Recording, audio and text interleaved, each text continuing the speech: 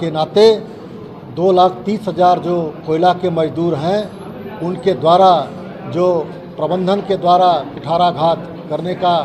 कुत्सित प्रयास किया जा रहा है, उसकी लड़ाई लड़ने के लिए, उनके हक को दिलवाने के लिए भारतीय मजदूर संघ तत्परता से मैदान में उतर करके इस लड़ाई को लड़ने के लिए संकल्प ले लिया है। साथ ही साथ हम अगर सरकार के द्वारा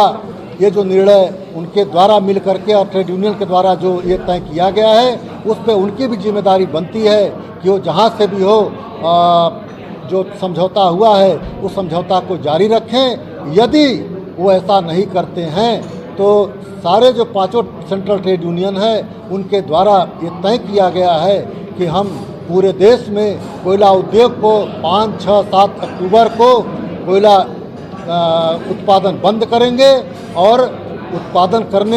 बंद करने के बाद जो सारी जिम्मेदारी होगी वो प्रबंधन की होगी। इसलिए प्रबंधन को हम लोग लिखित सूचना दे चुके हैं। 5 सेंट्रल ट्रेड यूनियन के द्वारा बैठ करके निर्णय लिया गया है। अब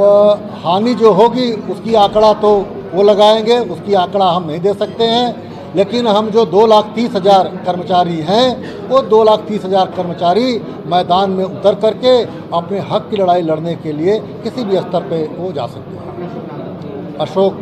मिश्रा, संगठन मंत्री, अखिल भारतीय खदान मजदूर संघ।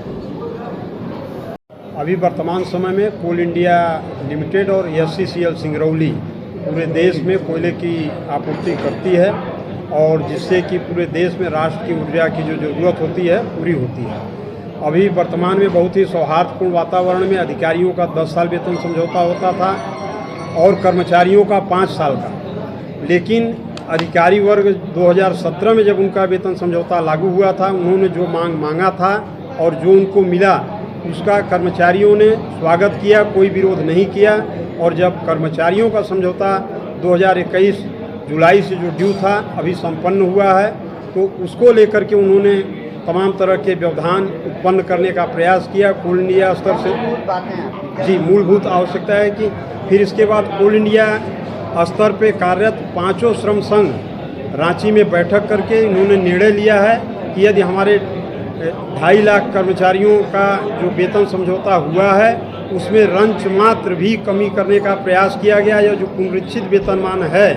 उसमें अगले महीने यदि किसी प्रकार की कटौती की जाती है तो सभी श्रम संघों का जो निर्णय है उसके अनुसार 5 से 7 अक्टूबर तक हम पूरे देश में कोयले में हड़ताल करेंगे, जिससे कि जो हमारी ऊर्जा की आवश्यकता है, पावर प्लांट को कोयले की सप्लाई है वह निश्चित रूप से प्रभावित होगी, जिससे कि तमाम कल कारखाने उद्योग वर्तमान में बहुत प्रभावित होंगे, जिसकी समस्त जिम्मेदारी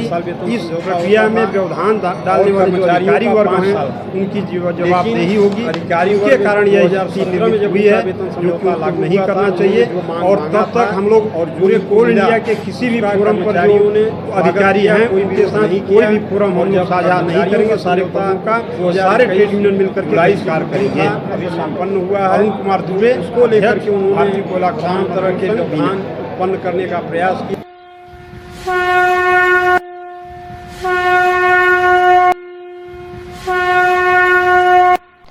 आगामी विधानसभा चुनाव 2023 का मध्य प्रदेश में आगाज हो चुका है। वहीं कांग्रेस में टिकट के दावेदार अपनी अपनी जोर आजमाइश पूरी ताकत से लगा रहे हैं। उन्हीं में जबलपुर के ग्रामीण क्षेत्र की विधानसभा से संभावित प्रत्याशी के नाम निकलकर आ रहे हैं, जिसमें पाटन विधानसभा के ठाकुर विक्रम सिंह, मनीष पटेल, राजेश तिवारी, पनागर से राधेश्याम चौबे, भरत सिंह यादव, विनोद श्रीवास्तव, वहीं सिहोरा विधानसभा से जमुना मरावी, डॉक्टर संजीव वरकड़े की मजबूती दावेदारी मानी जा रही है।